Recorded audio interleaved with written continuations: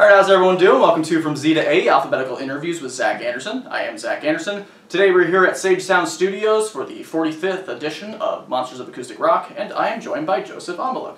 Hello, I'm Zach Anderson. We're going to reverse this order of this interview. Yeah. So, what are some of your influences, Joseph? Alright, let's go.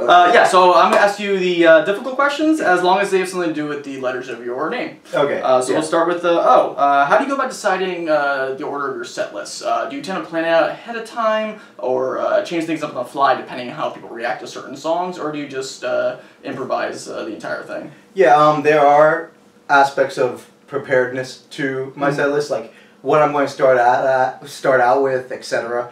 Most of the time, that's how I'm feeling. Like, I try to start off with probably the most difficult song to sing in my set list, which is usually just a cover of Codeheat and Cambria. Okay. When I want to start off with that sort of thing. Yeah. And so at that point, it just preps me for everything else. But I do change up the idea of what I'm going in with every so often, or quite often. But most of the time I have a small enough set list to where, like, ultimately speaking, there's not a lot changing, you know. It's not like I have 100 different songs I can just pull out of the cap at any point in time. So, you know, not a lot of changing. Some improvisation, you know. Most of the improv actually comes during the middle of the song. Like, I will play it differently in the middle of the set than I would have it recorded, or I would have it played in other sets. So. All right. Yeah. And when writing songs, do you tend to start with music or melody, does lyrics, does it vary song to song? I would say that it does vary song to song, but more specifically, I normally have a concept. So maybe I'm driving, maybe I notice something, etc. And I'm like, this is a good concept, or this is a good lyrical portion of a song. You know, maybe a chorus, maybe a bridge, or whatever. You know, just something that's repeatable and has a certain amount of meaning and emotion to it. And then if I have that, I write the song just around what that represents, you know, the emotion behind it, the concept behind it, all that sort of stuff, and try to base the music alongside that. The other type of writing I do is, obviously, I kind of noodle and find, like, bits and pieces that I like, and then I will utilize the mood of that to kind of help me think of what direction I want to go in for the writing. I've written maybe 1 or 2 songs where I've had the lyrics already. And I would say lyrically those are the better songs, but I've never been able to fully realize the actual instrumentation for those sorts of songs. So that's why I tend to stay away from that style of writing, because it's really hard to actually write a good song. Maybe you've written good lyrics, but it's hard to write a good song with that. I gotcha. Yeah. And is there anything that's essential for you to do in order to get ready for a show? Do you have any, like, pre-show rituals? No, never. No? No. I mean, besides, like, telling myself, you know, if don't feel that calm, to calm down, like, nothing really. You know, I just don't have a lot of anxiety coming into these sorts of things. It just goes away at the beginning of when I start playing, basically. So, yeah. I gotcha.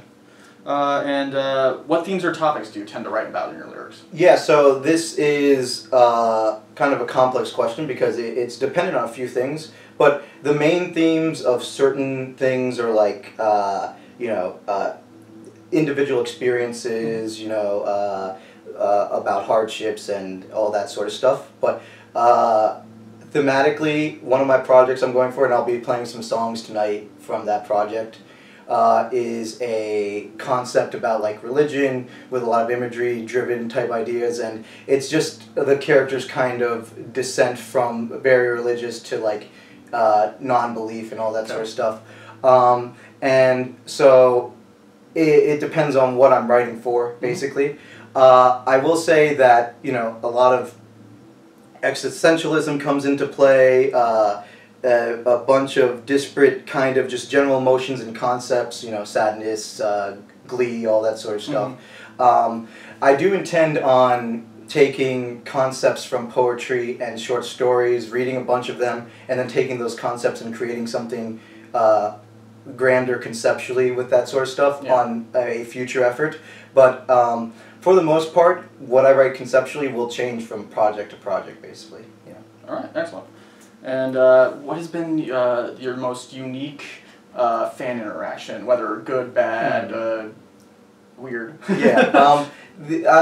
I'm not sure if I would call this unique. I don't think I've had any real unique experiences, but like kind of what set me on the path of how I'm writing right now, which is based around like Midwest emo and kind of more emotional stuff, is so I used to play a lot of open mics before I started playing shows, and so back then I was just kind of throwing everything to the wall and not doing anything particular stylistically, and someone was like, talk to me like, I really like your aggressive emotional stuff, and I'm like, yeah, I could probably write more of that, and so that's kind of what spread my direction towards that sort of thing. The other experience that sticks in my head is just like, I met a guy at an open mic, and like he has a bunch of friends, and I played a show that all his friends were going to, and we just hung out afterwards. Okay. So.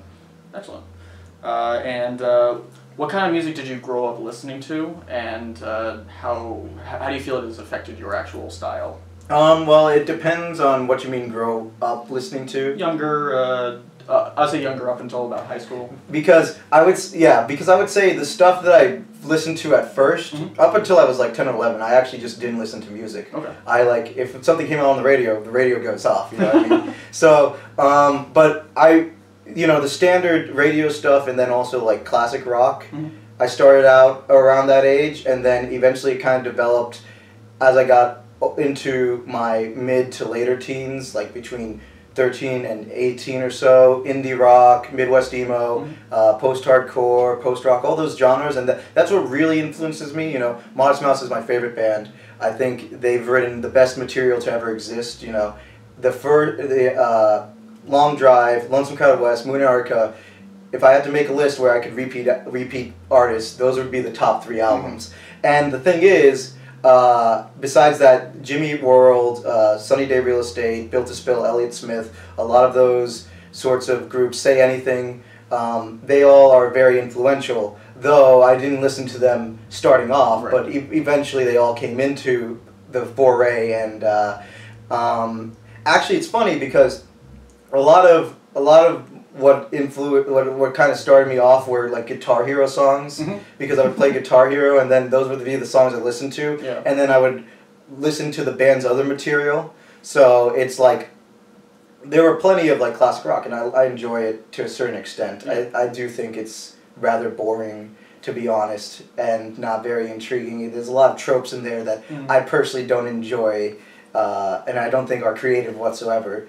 But there, obviously all the indie stuff I named was all in there, and that sort of stuff, like the dynamics, the lyrical execution, the emotional thing. Indie and emo and other punk genres too shows you can make good music without being good at music, you know? That's, I think, is an important thing, because so many people are caught up with the idea that, oh, if you want to make good music, you got to be good at singing, you got to have good instrumentation, great production. I'm like, one of the best albums ever written, All Hail West Texas by the Mountain Goats, was recorded on Potato with a dude who his range was from like C to the same C. Yeah, I mean, that's obviously an exaggeration, but you know, you don't need to be good at anything to make good music. You just gotta be genuine. You gotta have something to say. And to be fair, though, like I do like genres like math rock that have like that sort of finesse to it as well. Like I'm not saying that you can't be good if you're good at what you do, but you don't have to be. Right. You know, and that's why I like those genres so much, because they kind of started the whole like, all right, I should be genuine and emotional instead of trying to appeal to people. You know, that's my stuff. Yeah, excellent. And I like to end all my interviews with 3 interesting or random facts about yourself that many people may not know. Well, to be fair, I don't think anything that you may not know is something I wouldn't reveal. So I'm going to name things that you could guess, but you don't know currently. Sounds good. I'm a huge fan of video games. Okay. I mean, I haven't been playing as much, but like I've played them all my life, you know. So I mean, you could tell by the way I look that I like video games. It's kind of obvious. And on the same token, I love anime as well. Okay. Huge anime nerd, you know. But that's also pretty obvious as well. And then let's see. I guess I could do an experience instead of a general thing. Sure. I used to. There was a point in time where I was just skateboarding for fun, and well, I was dumb not to wear helmets, but I slipped off the skateboard like 4 different times, and hit my head on the concrete. Oh, so, jeez. I mean, it was ultimately fun, but yeah. Yeah.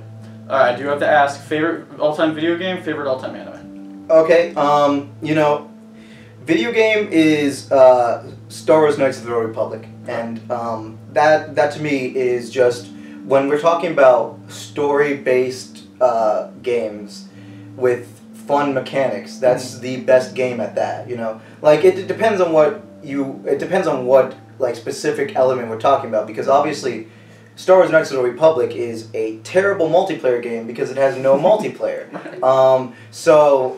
But if we're just talking about overall kind of like basis of what I enjoy in a game, it would be everything within that. And there's no other game that really kind of reaches that level as far as story-driven gameplay goes.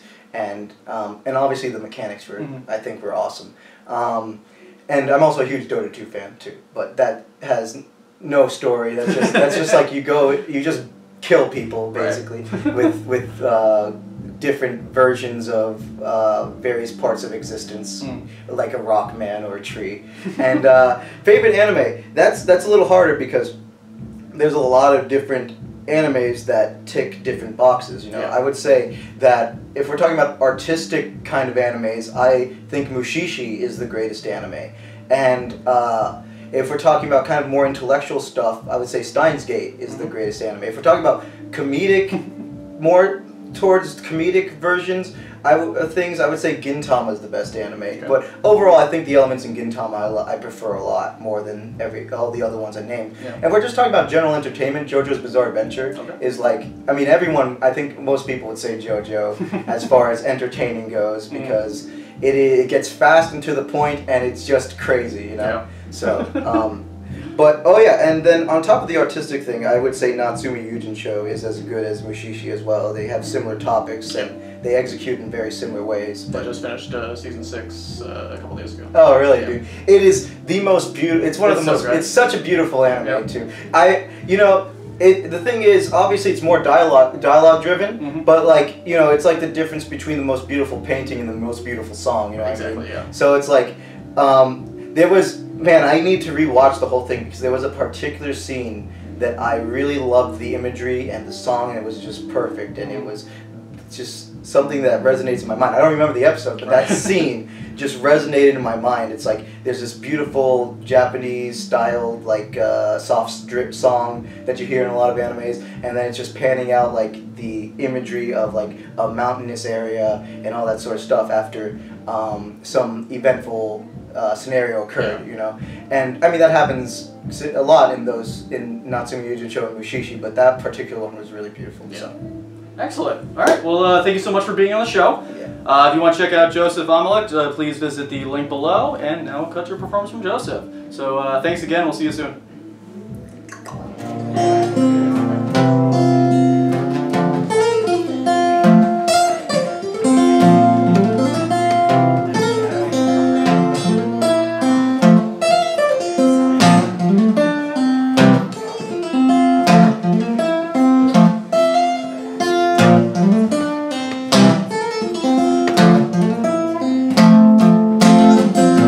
Dreams don't come true,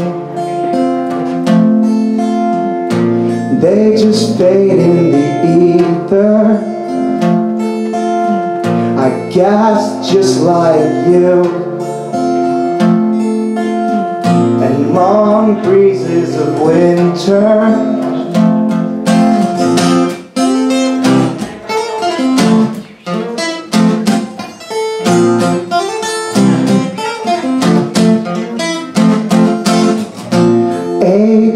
Unlike wine,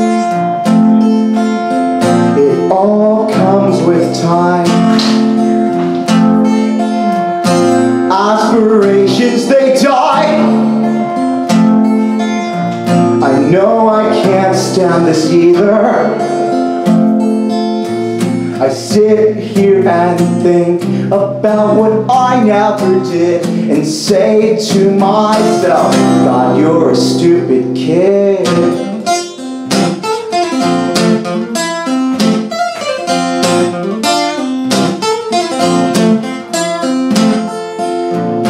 You don't grow up just because you get older. So much in my way. It's like I'm punching through boulders. Moonlit streets in my view. I guess it's just the truth. I couldn't help myself, then how the hell could I help you? I sit here and think about what we never did. The opportunity passed. God, I'm a stupid kid.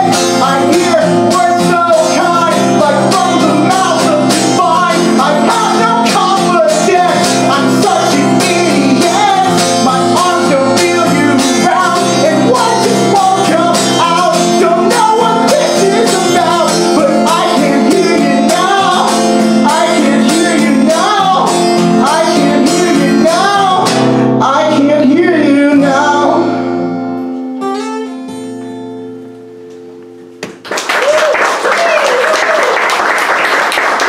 All right.